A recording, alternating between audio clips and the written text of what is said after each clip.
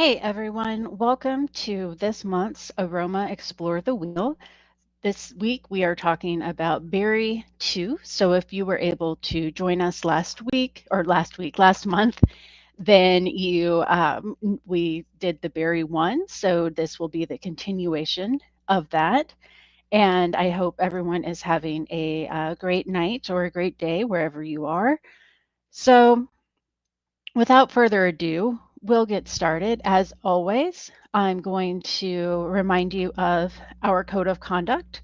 So, code of conduct, you can find it on my website. By remaining on here, you're agreeing to abide by the code of conduct. Basically, don't be mean to me, don't be mean to each other. You have the chat box on YouTube. Should you see anybody who is violating the code of conduct, you can report them there. You can also always reach out to me, but everybody here is pretty cool. I don't think we're going to have an issue with that. I've mentioned this before also. When you, sorry, I just blanked. Totally okay to, take screenshots, use this information.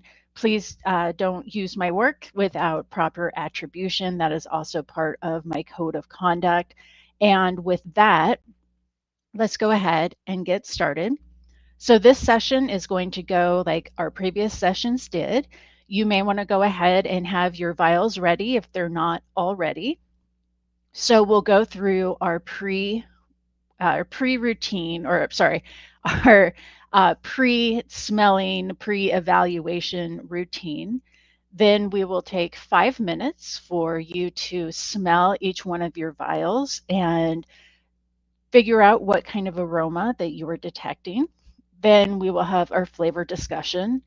We'll follow up with another blind smelling exercise, and then we'll have time at the end for questions. But as always, if you have questions, feel free to put them in that chat box on YouTube. I will be able to see them. I do not mind if you ask questions throughout. I actually kind of prefer it, so that way we can just talk about whatever your question is in the moment. So please feel free to do that. And if you are doing the webinar with the vials, then you know that you also got a little baggie with a couple of warheads and a little capsule in a blister pack. So you don't necessarily need to have those ready. I'll talk about that at the end. It's really just more kind of a little treat for you all. So with our pre-evaluation routine, a lot of you are already familiar with this, but this is something that I want you to use this time to work on developing your own pre-evaluation routine. And I do have a quick story for you about this. So if you've been here before, you're familiar with us doing this pre-evaluation routine, and you're familiar with me talking about, it's important.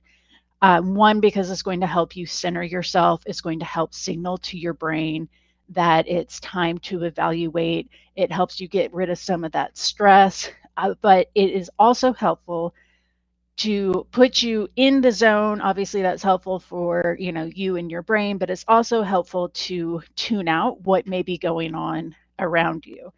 And I have a real life example of me using my pre-evaluation routine.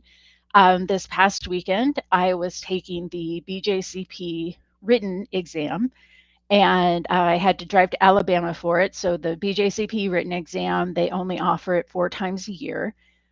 And I am 1 point away from being a master BJCP judge.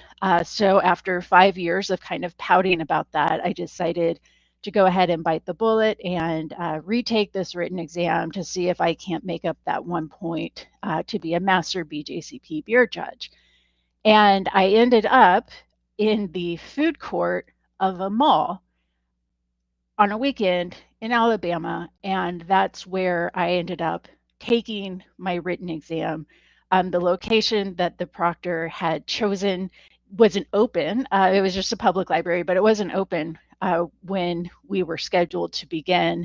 And there happened to be a mall across the street. I really didn't want to hang out, in this library parking lot for an hour and wait for the library to open.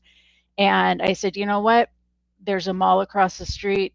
Is there a food court? There's a food court. Okay, I've got this covered because I knew I have this pre evaluation routine that I do that helps me block out distractions. So I get settled in at my little two seat table in the mall food court. Unfortunately, I could not block out the Auntie Anne's pretzels. I smelled that the whole time. That's not a terrible thing. But being able to do this pre evaluation routine helped me get in the zone, and it helped me really not notice all of the kind of bustle and noise and, people and kids and stuff that was going on around me. So I just wanted to share that with you to give you, tell you like I really do this too. And that was definitely one of those times that I was so thankful that I had taken the time to develop a pre evaluation routine that I could do, while I'm sitting there waiting for my exam to start, smelling Auntie Anne's. And it really, really helped. So, again, pre evaluation routine. We want to do this at the beginning of any kind of evaluation session. And of course, this doesn't have to be just, when you're doing something like a beer evaluation, you can use this for anything. But I want you to perform whatever your routine looks like at the beginning of each evaluation session, even if it's just you at home. Just do it, because the more you practice that, the easier it's going to be for you to get into the zone. So it's going to help calm our nervous system, focus on our task, signal to ourselves that it's time to evaluate. Again, and maybe I should say fourfold purpose. It's going to help you block out things like, children screaming in a mall. So some suggestions that I have for you. What I like to do is I like to kind of, move my shoulders, my neck, my face, just kind of get everything all cracked and popped that needs to be released, some of that tension that I know I always have in my neck and my traps. And doing that also signals to your brain like, okay, we can relax, let's move, let's get some of this kind of anxiety out, like physically just get it out of our systems.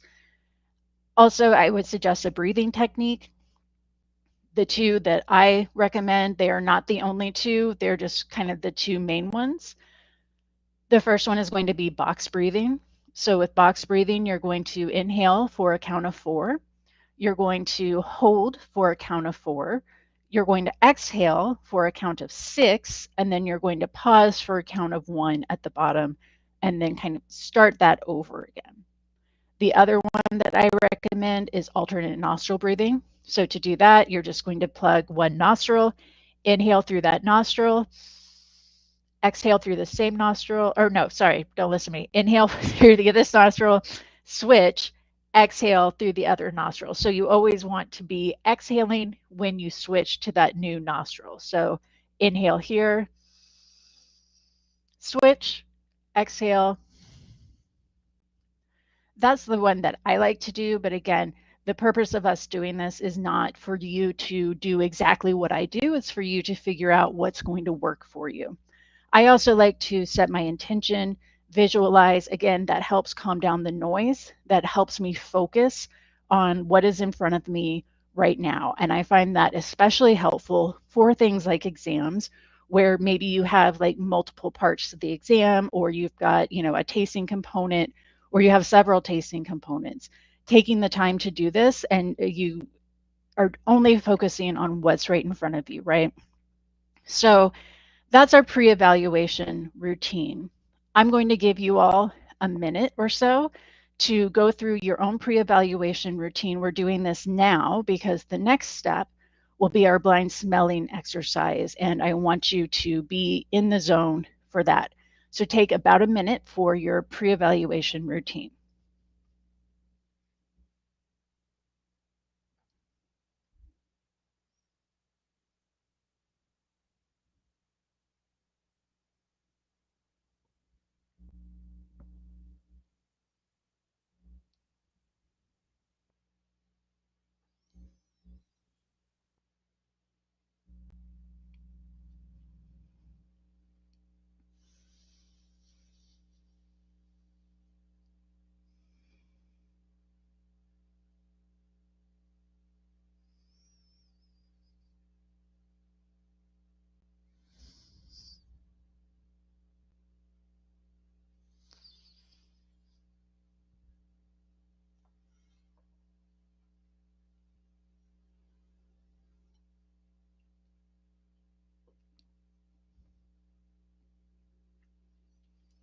All right, so I will welcome you back to our first blind smelling exercise.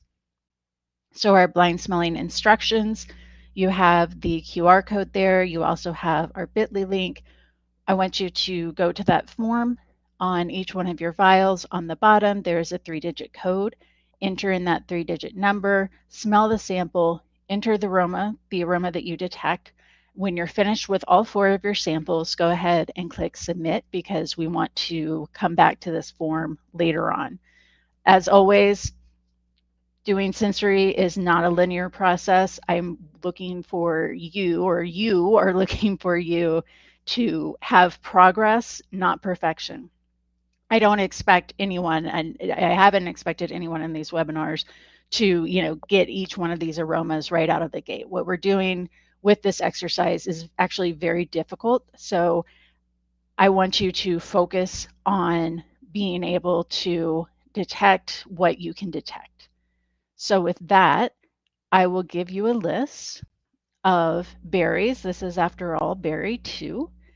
So what you have in front of you, those 4 samples, will be on this list. So I'm going to give you 5 minutes to go ahead and do your blind smelling exercise, and then we'll come back for our flavor discussion.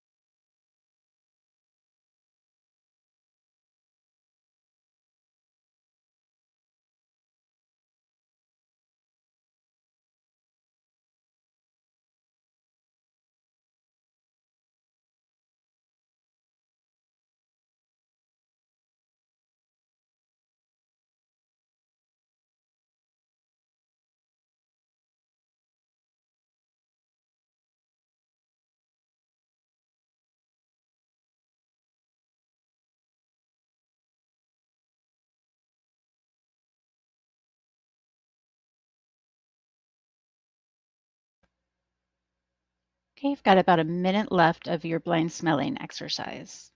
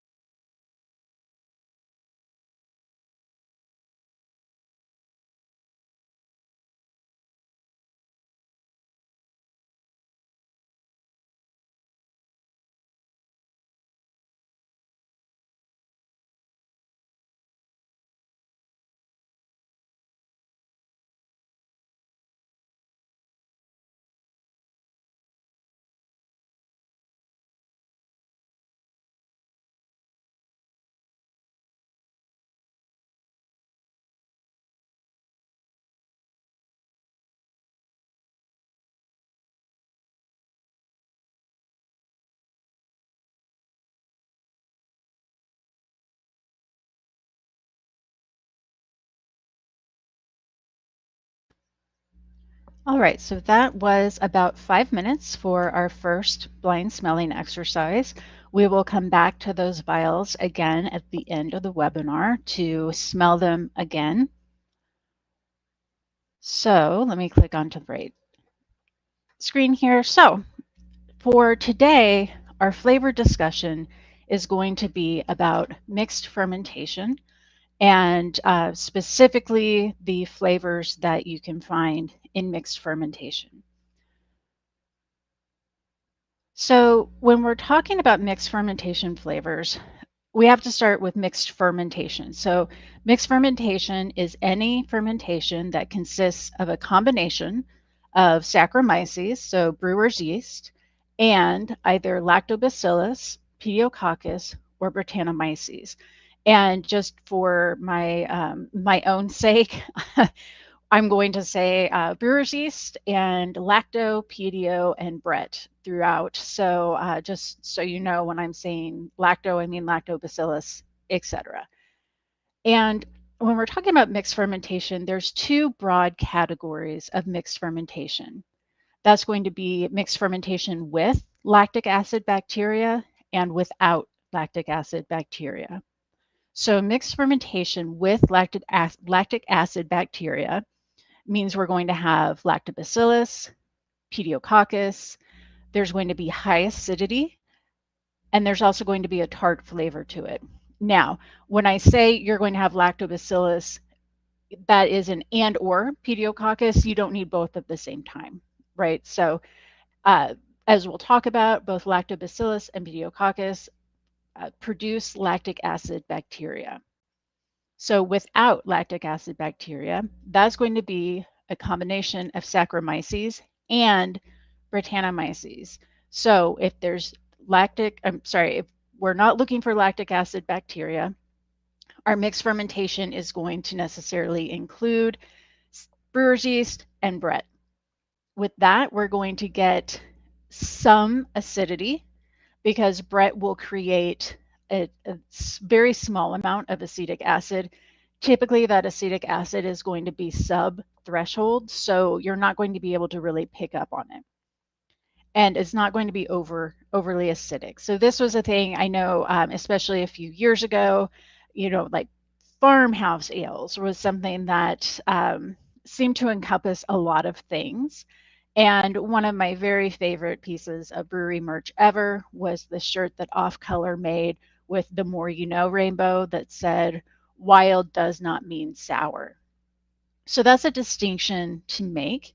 If you see something labeled as a sour beer, more than likely it's going to be lacto in it, but it may also, well, it wouldn't be pediococcus, but uh, sour is going to be one thing. A wild beer typically is going to indicate that it has Brett in it, and there may be some tartness, but it's not a sour beer. So that's just an important distinction to understand when we're talking about these beers. And I kind of see the term. It seems like people have kind of figured out when to use, farmhouse or wild versus sour, but I still like to make that distinction. No matter what, though, in both cases, primary fermentation is going to be completed by brewer's yeast or by Brett. Both fermentations are going to have either brewer's yeast and or Brett in them. That's what's going to actually complete our fermentation, not the lactobacillus, not the pediococcus. So let's start with lactobacillus. Oh, and before I forget, the background of my slides for these is also one of my very favorite pictures. This is a picture of Brettanomyces taken under a microscope by one of the brewers at Allagash. And in real life, it's actually very vibrant purple. Obviously, I had to kind of make it a little bit more transparent so you could read what I was writing. But I just think it's such an absolutely beautiful pattern that Brettanomyces makes under a microscope. So anytime I get to talk about Brett, I like to put up this picture as the background. So lactobacillus is going to be one of two types of bacteria that create lactic acid in beer. The other one is going to be pedio. When we're talking about lactic acid, this is the same acid found in dairy products. That's why it's called lactic, right? We've got that LAC suffix there. And if you think of lactic acid, this is going to be something like yogurt, sour cream. I'm trying to think of some other things that aren't beer that that may have lactic acid in them. At very high concentrations, it can become sharp, it can become unpleasant. And one cool thing about lacto is it has the option, you have the option as a brewer to quickly produce lactic acid without contributing other kinds of flavors. So when we're talking about lactobacillus, there are two general categories of lactose strains. The first one is going to be homofermentative. This is what we're talking about when it can produce lactic acid without producing anything else. Homofermentative lactobacillus is going to generate only lactic acid with no other byproducts, but it has higher nutritional requirements. And when we're talking about homofermentative, and then our next one is heterofermentative, your yeast manufacturer will have that information for you. Most of, if we're thinking about, a kettle sour or a sour, well, not a sour mash because that involves the grain, but a lot of the kettle sours that you see out there today are usually going to be have some kind of a homofermentative lactobacillus strain in it. So it's only producing lactic acid.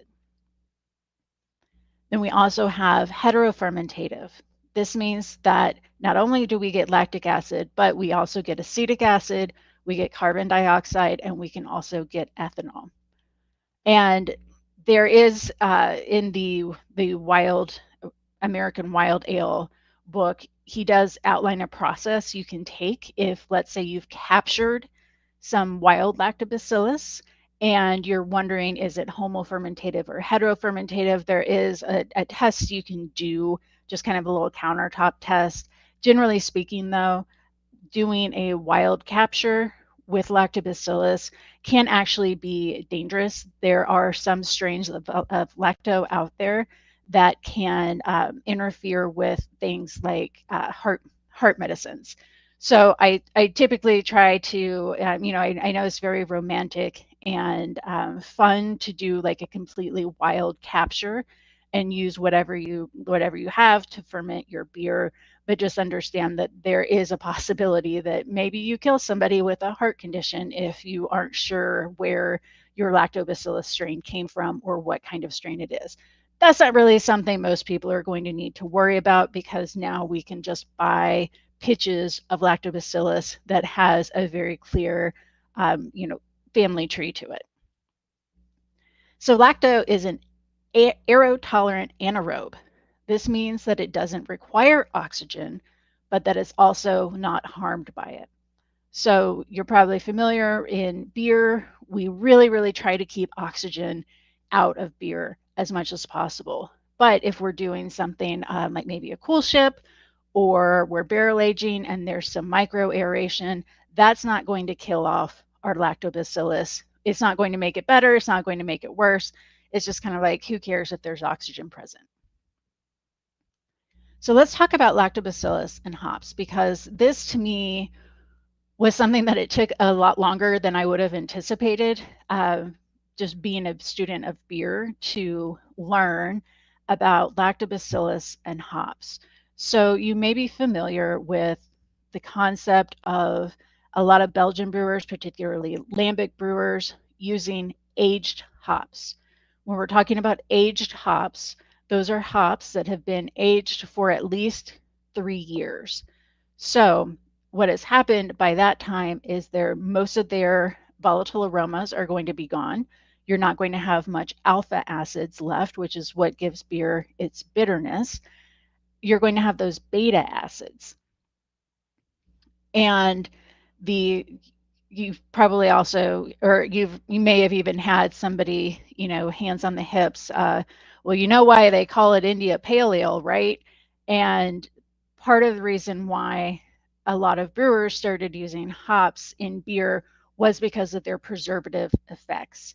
So the with hops, their main ability is to restrain lactobacillus living on malt and all over most breweries. So lactobacillus is something that is everywhere. It's on our skin. We're filled with lactobacillus. I think I read somewhere once that we're actually more bacteria than people. Lactobacillus is one of those. So if you're wanting lactobacillus activity, then you need to keep your IBUs at around 5 or below. So that's why you see with styles like lambic or even like a Weiss beer, Berliner Weiss, those, well, not Weiss beer because we don't want lactobacillus in that, but Berliner Weiss, those have very, very low IBU levels. And one of the reasons for that is we're trying to balance that preservative effect of our beta acids and also not like kill off the lactobacillus. So that is a trade-off that you make as a brewer using lactobacillus, is that you need to keep your IBUs lower in order to get that tart lactic flavor. So, like I was saying, aged hops and spontaneously fermented beer, the other thing they do is they inhibit that lactobacillus from lowering the pH too quickly, but they need to use aged hops. One, because unaged hops would make the beer overly bitter. If you also think about something like lambic, something that's going to have aged hops in it, it's not going to have a lot of bitterness. It doesn't need a lot of bitterness. A lot of bitterness would actually clash with those other flavors, particularly the acidic flavors. So also, I had mentioned aged hops, usually 3 years old. You can let hops get old, and if you may have had the opportunity to smell hops that are aging, they're going to get very cheesy. They're going to get very high in isovaleric acid, but you age them past that point, and then those flavors go away, and you just have these aged hops with those beta acids that's going to act primarily as a preservative. And in the case of some sour beers or mixed ferm beers with lactobacillus, those aged hops are also going to act as kind of a buffer, so the lactobacillus can't come in and lower the activity or the fermentation, lower that pH too fast, because lowering that pH too fast has all sorts of other repercussions. We're not going to have all of the mixed ferm flavors we're looking for. So that's lactobacillus and hops. So next we'll talk about pediococcus. And pedio is the second type of bacteria that creates lactic acid in beer. It takes longer to sour, but it is more hop and acid tolerant. So again, particularly I think with mixed fermentation, there are a lot of kind of one step forward, two steps back, or a lot of trade-offs you need to make as a brewer. One of those is something like pediococcus versus lactobacillus. Lactobacillus will be finished faster, but the chances are you're going to have more of, that's really just going to be like a tart acidity, whereas pediococcus is going to give you a couple of different types of acidity, but it's going to take longer. It's microaerophilic. So what that means is it does require oxygen to survive. So unlike lactobacillus, it does need oxygen to survive, but the oxygen that it needs to survive is actually lower than just what's found in the atmosphere. So your pediococcus is going to be just fine. We're not going to need to aerate it, to oxygenate it, the same way we would with our wort that we're going to be putting brewer's yeast into. So PDO is going to ferment glucose into lactic acid, but it does not produce carbon dioxide. And this is one of those things when it comes to flavor that there's just sometimes you just read these weird things that it's like this PDO produced lactic acid is described as being more sharp than lacto produced lactic acid. First of all, I hate descriptors like sharp because what does that even mean when we're talking about flavor? But the thing with that is, right, is producing lactic acid. Pediococcus produces lactic acid. Lactobacillus produces lactic acid. Is lactic acid, is lactic acid, is lactic acid. There's not a difference between the lactic acid that both produce. So why might people say that Pediococcus produces a sharper flavor than Lactobacillus produced lactic acid? One could be that Pediococcus generates a lower pH. So on our pH scale, the lower we go, the more acidic we're getting. So it could be that Pediococcus is just making the beer more, lowering that pH, so all of that acidity is going to be more apparent. Or Brett also produces, like I mentioned earlier, a subthreshold of acetic acid that won't always be found with lactobacillus because Brett doesn't need to be pitched with lacto. Whereas, we're going to talk about this in just a second, Pediococcus does need to be pitched with Brettanomyces. That will be a co-pitch. It's possible that you could just put Pediococcus in a beer, but as you are about to find out, you would not want to do that. So a couple of explanations for why people might think that the Pediococcus lactic acid is a different kind of lactic acid than lactobacillus produced lactic acid, but they're producing the same thing. So with Pediococcus, the biggest thing is that most Pediococcus strains produce a ton of diacetyl. And when I say above the detection threshold, we're not talking just, just a little bit above the detection threshold. We're talking diacetyl bomb. Think of the biggest diacetyl bomb you've ever had. That's the kind of thing that Pediococcus is going to create during this fermentation process. It doesn't enzymatically reduce diacetyl by converting it the same way brewer's yeast does. So during fermentation, that alpha acetolactate leaks out of the yeast cell, that gets oxidized in the wort into diacetyl. And if you have healthy enough yeast, if you give your yeast enough time, it will scavenge that diacetyl and convert it into a tasteless byproduct. That's usually acetone. Well, I shouldn't say that's usually. It is acetone and then 2,3-butanedione. Science words are hard to say. So Pediococcus doesn't do that. It just creates a bunch of diacetyl, and then that diacetyl is just there. So when you're pitching PDO, you also have to pitch it with Brettanomyces, because Brettanomyces is going to come in and it's going to do that enzymatic breaking down of diacetyl.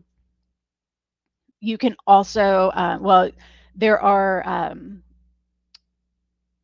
products that you can get. This doesn't work for Pediococcus. My mouth started talking before my brain could catch up, but something like ALDC is an enzyme that you can add to your wort during the brewing process that is going to help break down that diacetyl faster. That's not really going to work with Pediococcus because of a lot of reasons. pH, for one thing, brewer's yeast isn't going to be able to operate at that lower pH the same way the Brettanomyces can. So when we're talking about Pediococcus, think about lambics. that is going, lambics, also Flanders red ales, that's where you're going to get a lot of those pediococcus flavors. It's going to be responsible for the bulk of lactic acid production in lambic and some of the lactic acid production in Flanders beers. Flanders red ales, oud Bruins don't have quite the acidity, but there will be some pediococcus at work there. So now we're moving on to Brettanomyces. And it's one thing I think is interesting about Brettanomyces, and this is my first bullet point, is it's known as a quote unquote wild yeast because of its spoilage capabilities and the funky flavors and aromas it can produce. So for a long time, Brettanomyces was kind of viewed as like a boogeyman of brewing, right? It was the absolute worst thing. If you have Brettanomyces in your brewery, you have to burn it down, move away, start a new life somewhere because that's Brettanomyces' brewery now.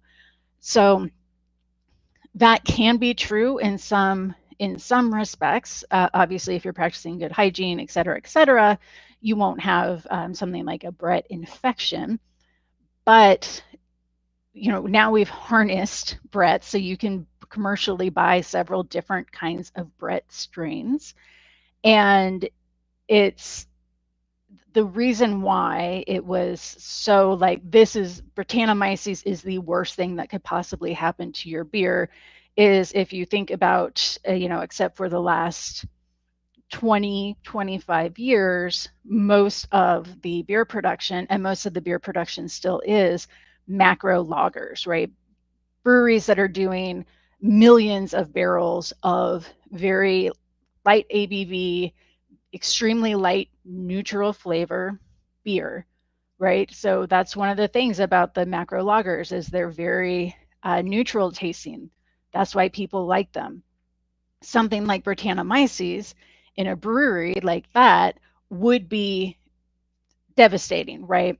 But it's not the boogeyman that kind of that got carried into, that idea got carried into craft, I think particularly American craft. And people slowly started to realize like, oh, Brettanomyces actually isn't, it's not terrible. You don't want it in your beer all the time, especially, well, I shouldn't say all the time. If you don't intend to have Brett in your beer, then it's going to be an issue, right? But people learned, okay, you can practice good hygiene, you can make sure that everything is properly sanitized, and you can have Brettanomyces beers. You can make mixed fermentation beers in your brewery along with clean beers, and you need to be careful, but it's not an impossible task. Thank you for coming to this mini TED Talk on Brettanomyces and how it's not as scary as people once thought it was. So Brettanomyces, it means British yeast. It was traditionally associated with old stock ale. I do have a slide at the end that has lists of beer styles where you might commonly find these things. Old ale is a British style where you would expect to potentially find some Brettanomyces in it. So old stock ale, of course, being having the Brettanomyces, at that point it would be considered an infection coming in, because we have a lot of things being kept in barrels and things like that. Obviously, we didn't have the sanitation and hygiene procedures and materials that we have now. So Brettanomyces is a super attenuating yeast, and what that means, first of all, attenuation is going to be the amount of extract consumed by yeast during fermentation. Brettanomyces will slowly consume sugars for many years, and that includes sugars that brewer's yeast won't eat. So that can make Brettanomyces super interesting to work with, because your flavors are going to continue to evolve and change. A good experiment to do that's pretty accessible would be to, for the next couple of years, let's say, buy a bottle of Orval when you see it, set them somewhere, get, maybe 2 or 3 years worth of, and I'm years worth being each year buy one bottle, not buy enough Orval for a year, although, hey, I wouldn't blame you if you did. But you can have something like an Orval, let it age, go through and taste, what does this brand new Orval taste like? How does it compare to the Orval I bought 2 years ago, etc. So I always recommend, like, just grab some Orval, put it somewhere, forget about it, learn a little bit more about how Brett can affect a beer over time, because it can be very interesting also with that super attenuating yeast. Since it's going to continue to consume sugars, Brett beers are going to have a very dry finish to them because there's even less sugars remaining in them than you would normally find in, like a highly attenuated beer otherwise that was brewed with Saccharomyces. Most, but not all, sugars can be fermented given enough time. And a few years ago, I was feeling like a very brave home brewer and decided to make a beer that was 100% fermented with Brett. I didn't pitch any brewer's yeast; it was only Brett, and I let it, sit for, I don't know, maybe 3 months or so. We'll talk about pellicles in the next one. It developed this pellicle that we just started calling the host. It got to be super alien looking and weird.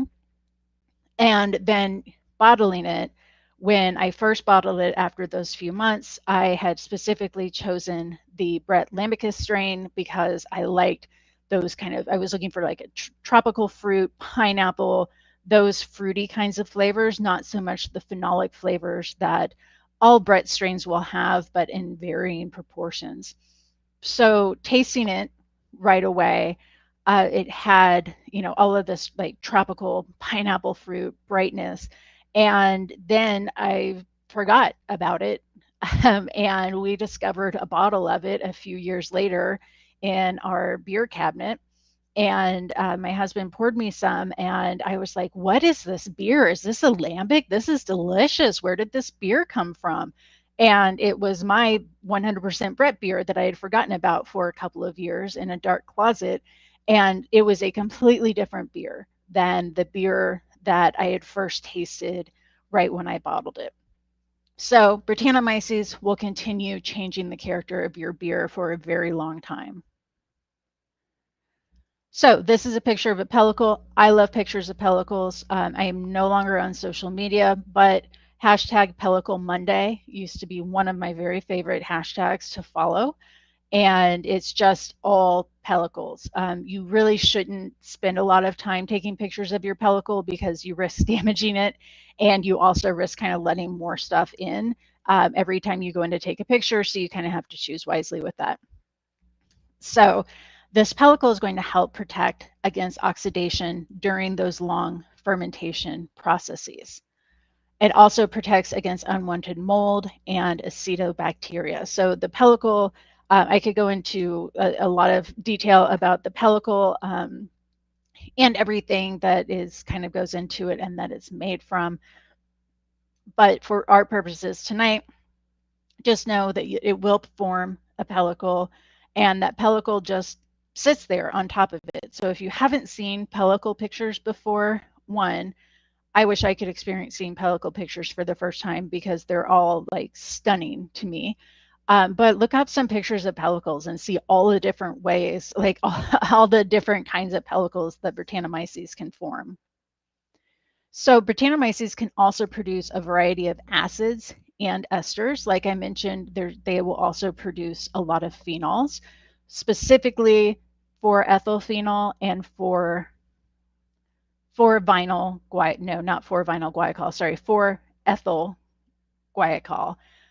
Those two, so the 4-EP, that 4-ethyl phenol, is what kind of gives us that characteristic, what the Brett flavor is, right? The barnyard, the horsey, sometimes it can be mousy, or it can start to get, for me, after a while, it will start to get very phenolic and get kind of in that burnt rubber sort of area.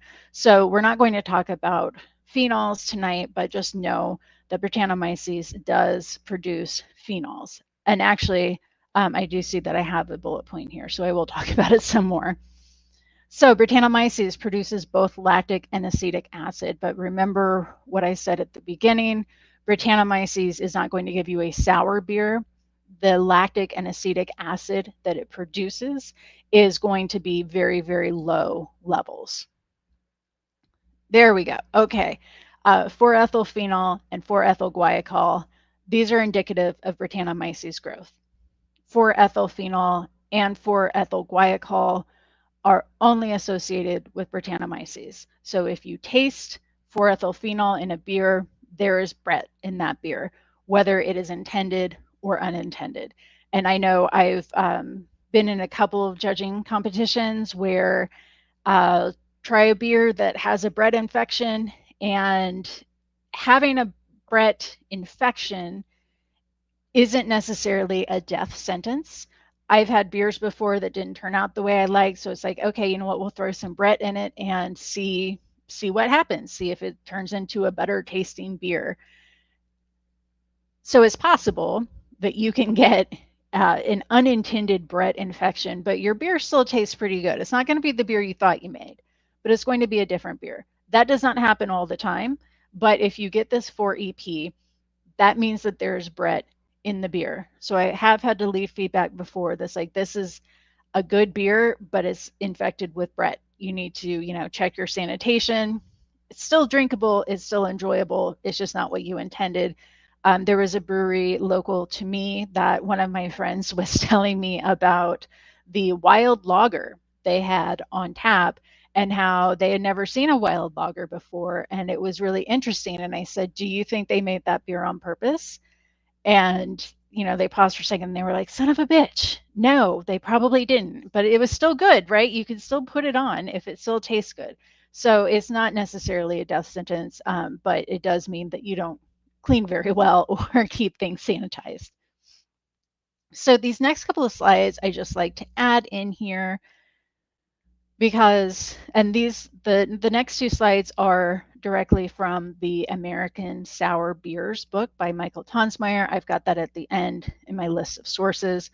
But these are the acids that Brettanomyces will commonly produce during fermentation. Most of these, I think you'll probably be familiar with. Of course, we have acetic, lactic, and then we go into all of the GOTY ones. So the caproic, the capric, the caprylic, butyric, isobutyric, isovaleric.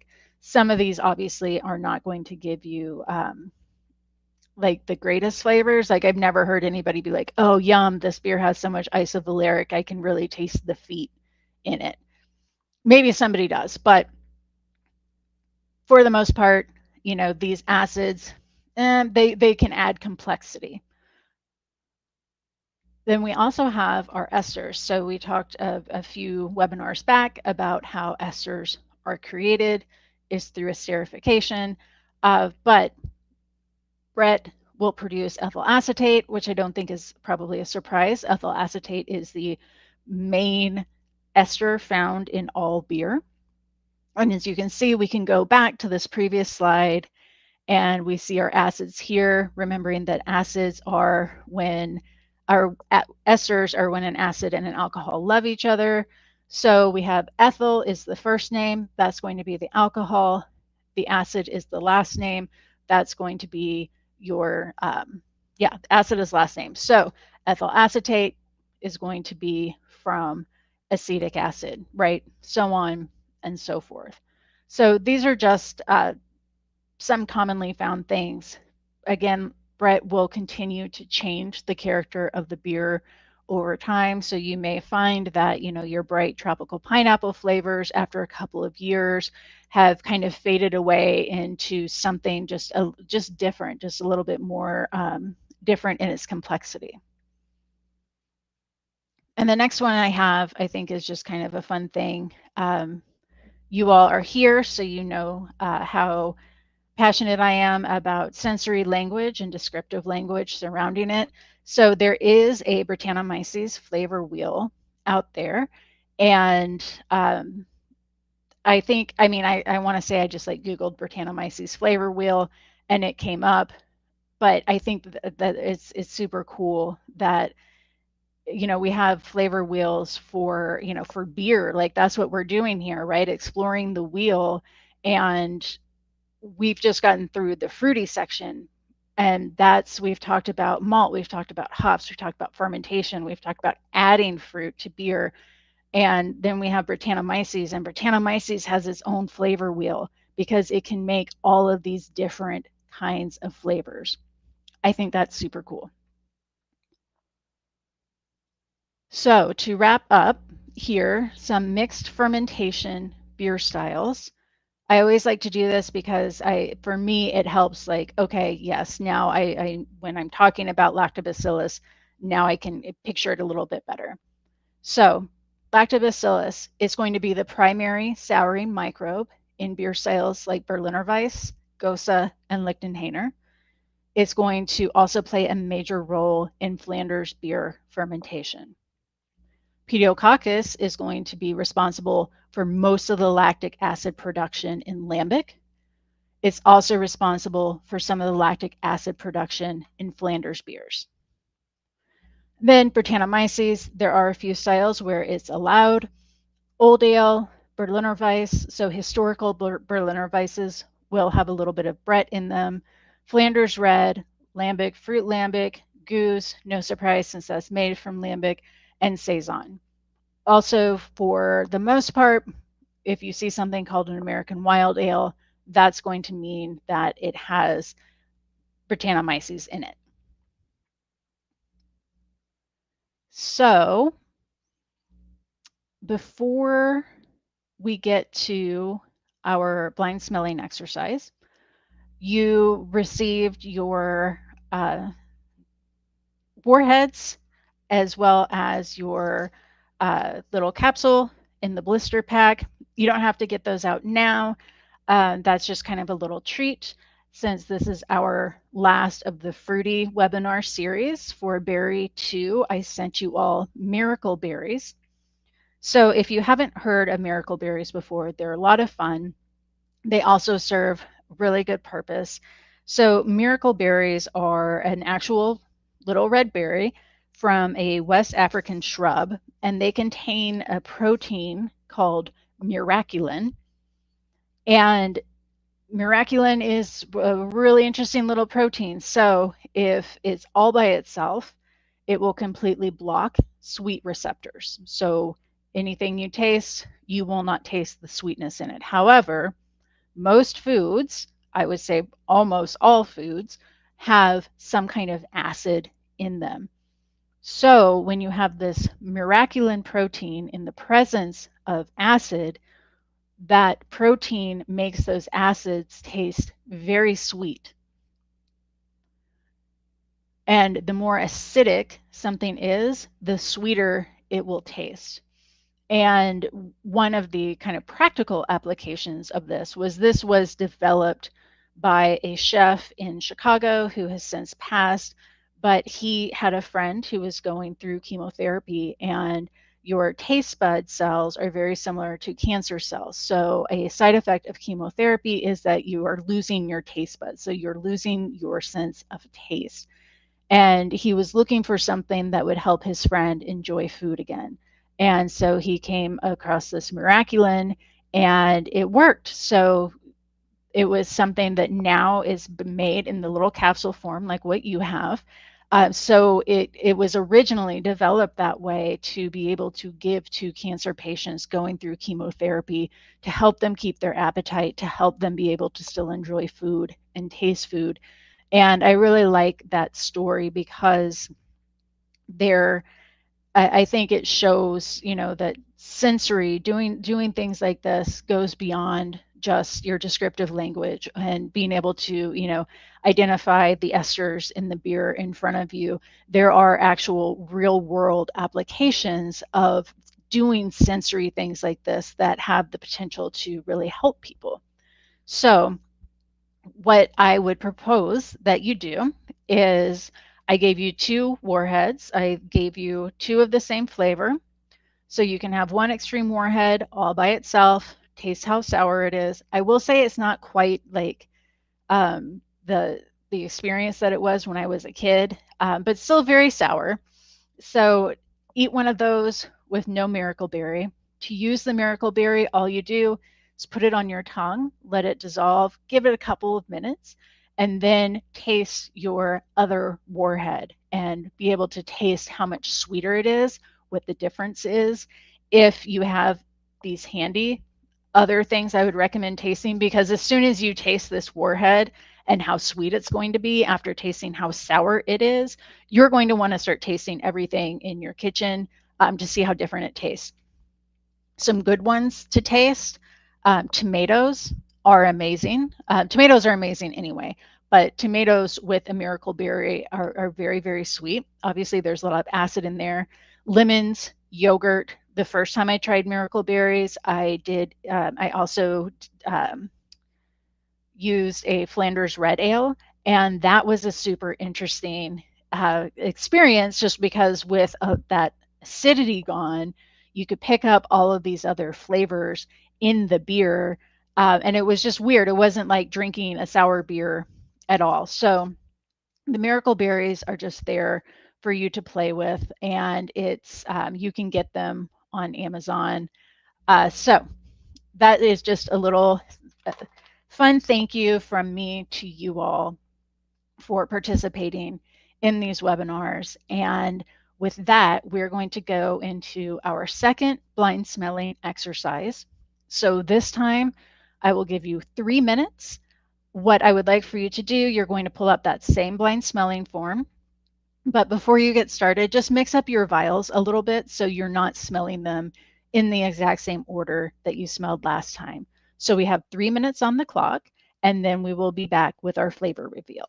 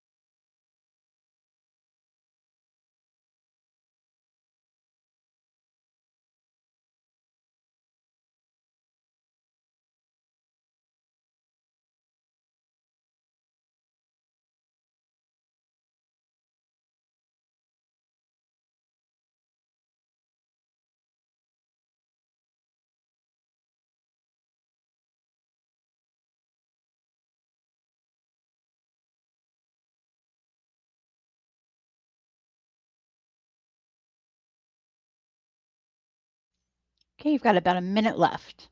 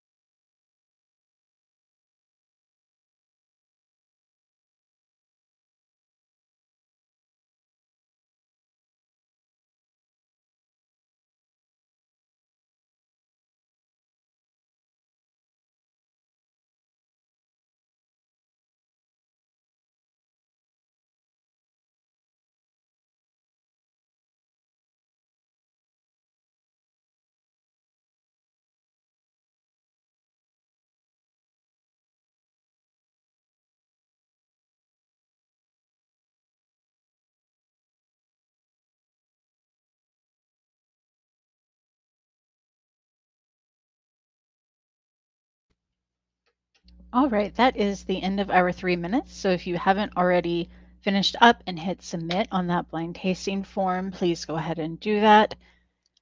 And we will now get into our flavor reveal. So like we've done the past few times, what I would really encourage you to do when we go through the flavor reveal is to find each vial as we go through them, smell it, say out loud a couple of times as you're smelling it what it is that you're smelling. That's going to help build that link between your brain and your nose. It's going to make that stronger so you're able to recognize it better the next time. All right, so flavor reveal. The first one we will do is sample 584. And sample 584 is blackberry.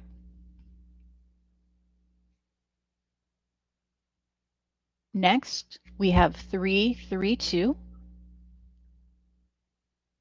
332 is cranberry.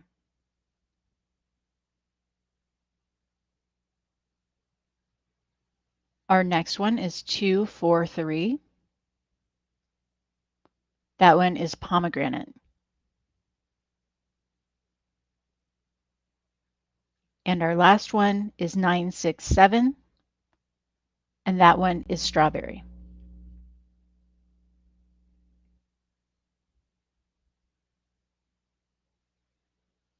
So, as always, this is the list of sources. This is where I got all of the information that I used for today.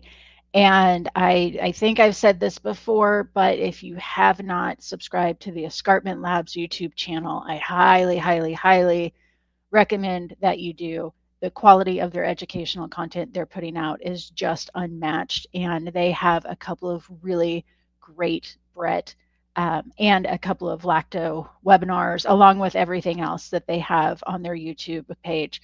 It's just fantastic. They also have a podcast now. I should just get Escarpment Labs to like sponsor my life because I talk about how great they are all the time, but also highly recommend their podcast. The other source I wanted to point out here to you is Milk the Funk. Milk the Funk started as a homebrew group. It's now a very robust Facebook group, and they have this wiki. And this Milk the Funk wiki is where I go to find the latest information on mixed fermentation beers. That's very everything that's on there. Well, I haven't seen everything on there, but it's well researched. There are links to all of the sources there as well, so you can go read those primary sources yourself. The Milk the Funk wiki is just it's just a fantastic resource. So if you're not already familiar with that, highly, highly recommend visiting Milk the Funk wiki. And so with that, if we don't have any questions, it looks like we don't. You've got a couple more seconds to get your questions in if you have them. If you have questions later on when you're watching this or after the fact, feel free to email me, jen@underthegenfluence.beer.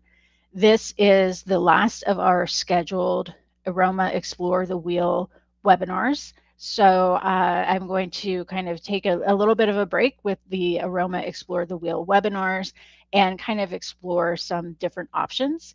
If I know we have several of you who have been through all of the webinars, I welcome your ideas, your suggestions, what you liked about it, what you didn't like about it, and then we will be back with future Aroma Explore the Wheel webinars because we've only gotten through Fruity. We've gotten through like one spoke on the wheel. So we have this whole rest of the wheel to explore.